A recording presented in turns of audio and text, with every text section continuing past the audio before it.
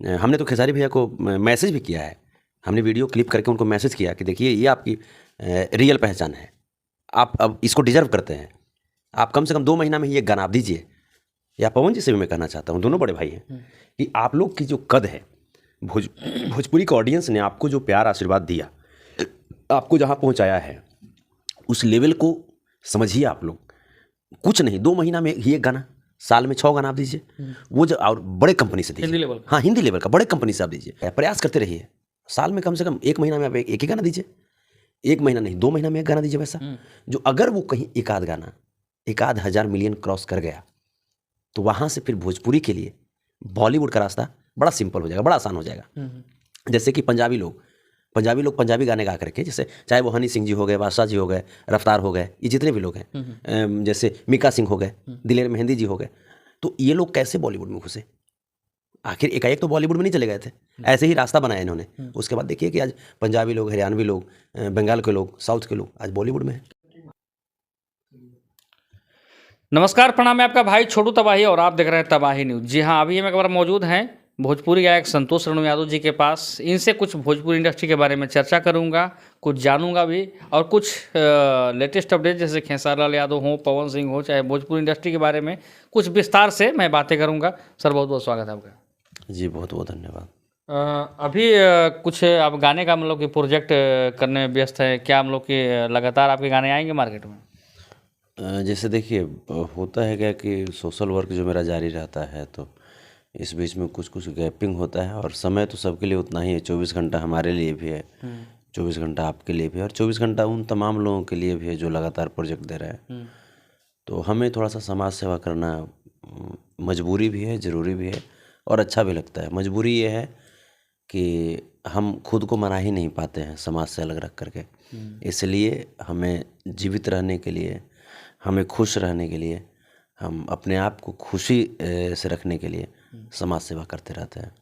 लेकिन जो चूँकि मेरी पहली पहचान कहीं ना कहीं एक गायक के तौर पे ही है, तो गीत संगीत भी चल रहा है। बहुत सारे गीत हैं जिसका ऑडियो रेडी हो चुका है, लेकिन उसका वीडियो अभी तक नहीं हुआ है। तो अब तमाम लोग, बहुत सारे लोग हैं जो कि आपके चैनल के भी माध्यम से हम देख रहे थे, जब आप मेरा इंटरव्यू डालते हैं तो उसमें कमेंट में आता है कि भैया गाना कब आएगा।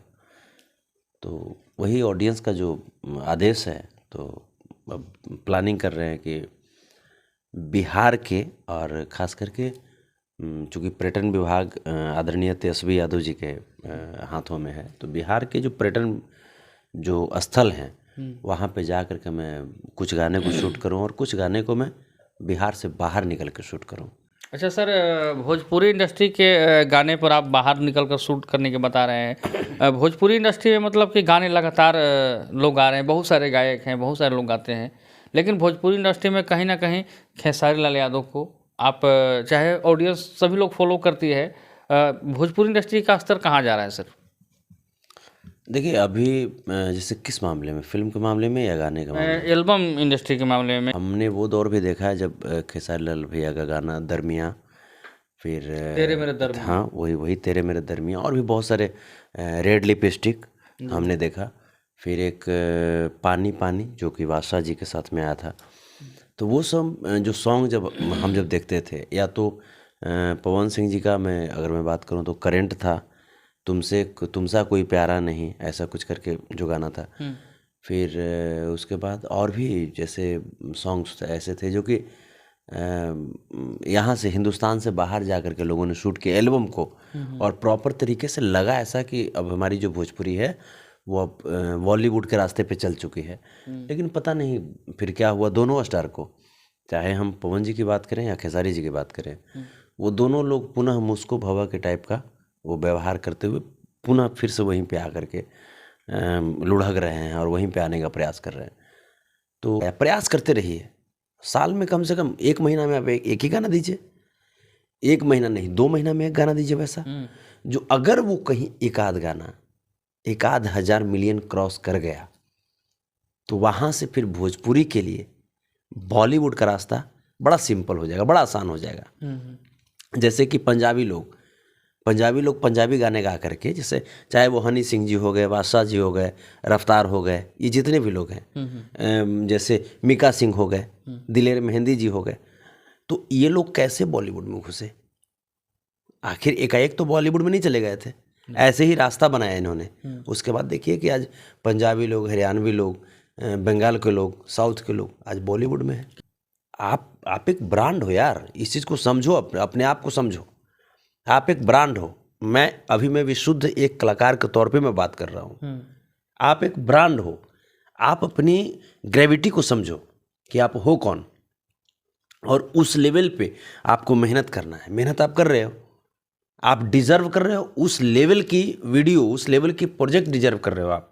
लेकिन पता नहीं वहाँ जाने के बाद फिर से आप कैसे पुनः आप यहीं पे आ गए। गाना लगन में बज जाना ये मायने नहीं रखता। गाना लगन में बज जाना ये मायने नहीं रखता है। डिपेंड करता है कि उस गाने की एज कितनी है।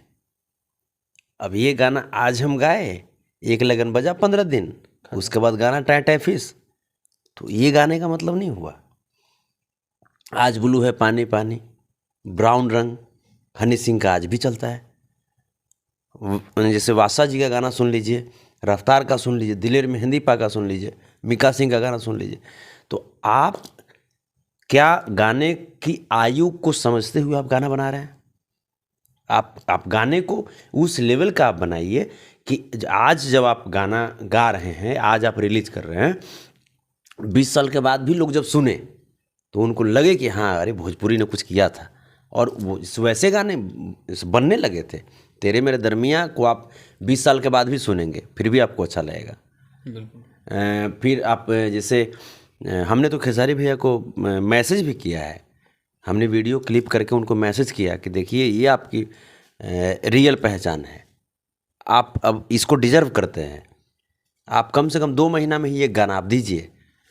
या पवन जी से भी मैं कहना चाहता हूँ, दोनों बड़े भाई हैं, कि आप लोग की जो कद है, भोजपुरी के ऑडियंस ने आपको जो प्यार आशीर्वाद दिया, आपको जहाँ पहुँचाया है, उस लेवल को समझिए आप लोग।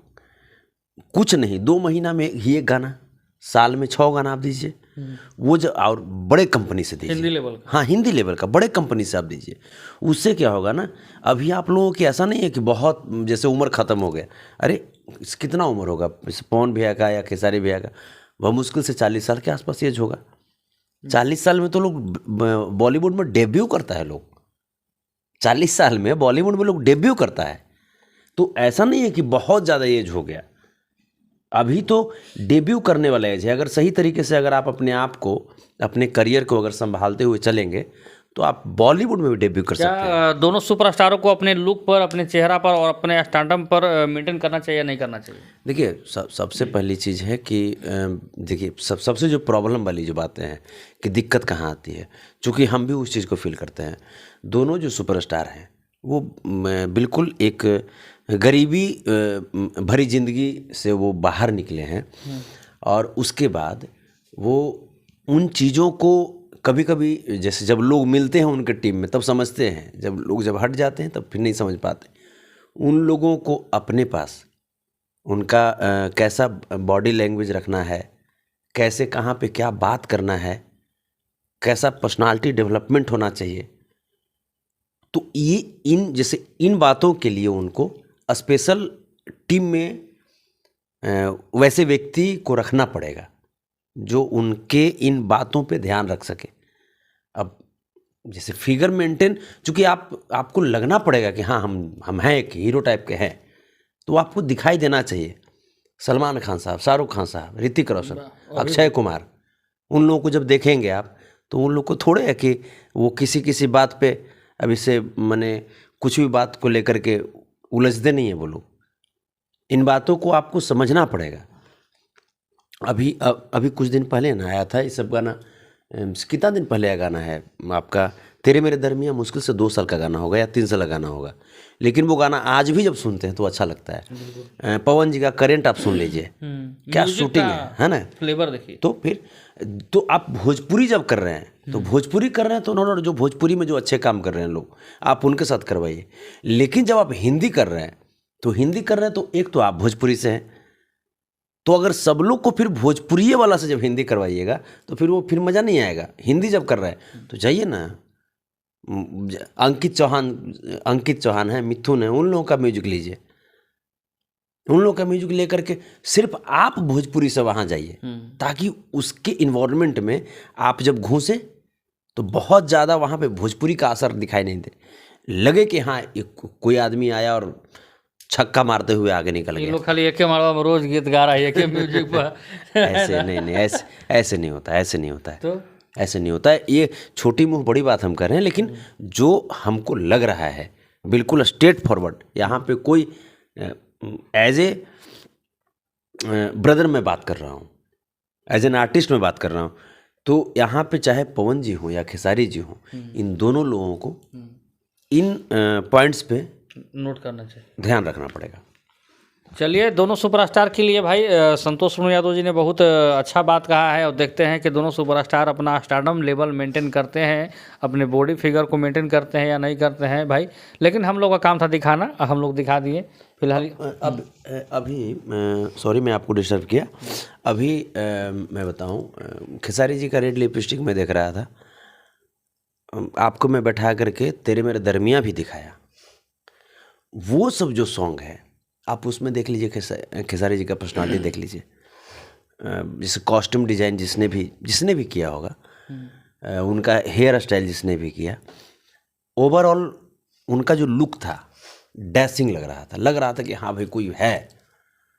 अब देख लीजिए सजनवा भजनवा में देख लीजिए, फिर से वही गमछी बांध करके, सजनवा भजनवा ही आपको शूट करना था ना, तो कंटेंट यही रखते, इसका प्रॉपर्टी चेंज कर देते आप, यही कंटेंट रखते। कंटेंट नदिया का पार ही हम आपके हैं कौन में भी है, नदिया का पार ही जो कंटेंट है वो भी हम आपके हैं कौन में भी है, लेकिन उसका प्रॉपर्टी चेंज हो गया, फिल्म बदल गई। तो इसी टाइप का आपको फोक गाना है, अच्छी बात है, कल्पना जी भी फोक गाती हैं, आप भी फोक गाइए, इसी को जाइए हेलीकॉप्टर में शूट कीजिए, सजनवा भजनवा गावेला रघुराई के जो भी है, या जो भी आप गाए या भैंस जो आप गाए, इसको बिल्कुल समंदर में शूट कीजिए, लगे कि हाँ भोजपुरी, वहाँ का भी लोग उसमें जैसे लगे कि कोई भोजपुरी आया है और समंदर में शूट कर रहा है, हेलीकॉप्टर पे शूट कर रहा है, हवाई जहाज़ पे शूट कर रहा है, लैम्बोर्गिनी पे शूट कर रहा है, फरारी में शूट कर रहा है। तो ये चीज़ें होनी चाहिए, कंटेंट आप रखिए, अच्छी चीज़ है, आप मिट्टी की सुगंध रखते हैं उसमें, लेकिन मिट्टी की सुगंध को आप किस तरीके से परोस रहे हैं। जैसे बॉलीवुड आज जो डेवलप किया, बॉलीवुड को जैसे पहले क्या था कि ठाकुर बाकुर जो भी गाना था वो सब चलता था, फिल्म चलता था, उसके बाद क्या आया, टेक्निकल आया, रोबोट आया, है ना, जैसे तो ये सब टेक्निकली बॉलीवुड जैसे रिच हुआ, जैसे अपडेट हुआ, भोजपुरी को भी अपडेट करना पड़ेगा। और भोजपुरी अपडेट हुआ भी, लेकिन पुनः हम उसको भावा जो हुआ, ये बड़ा भोजपुरी एल्बम के लिए बड़ा गंदा हुआ। और अगर ऐसी परिस्थिति रही तो अब तो लोग फिल्म का प्रमोशन कर रहे हैं, मुझे लगता है कि कुछ दिन के बाद लोगों को अपना एल्बम का प्रमोशन करना पड़ेगा, डीजे बजवा करके कि हमारा गाना सुनिए, कीजिए, वो कीजिए।